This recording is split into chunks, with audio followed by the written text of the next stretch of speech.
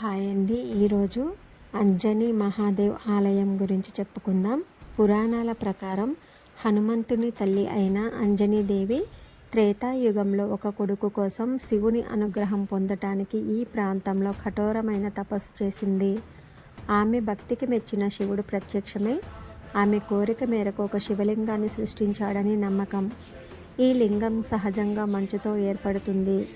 ఆలయానికి దారితీసే మెట్ల కింద అంజనీ గృహ కూడా ఉంది. ఇది ఈ స్థలానికి ఆధ్యాత్మిక ప్రాధాన్యతను పెంచుతుంది. ఆలయానికి చేరుకోవడానికి సోలాంగ్ లోయ మీదుగా ట్రెక్కింగ్ చేయాలి. ఇది ప్రకృతి సౌందర్యంతో కూడిన అనుభవం.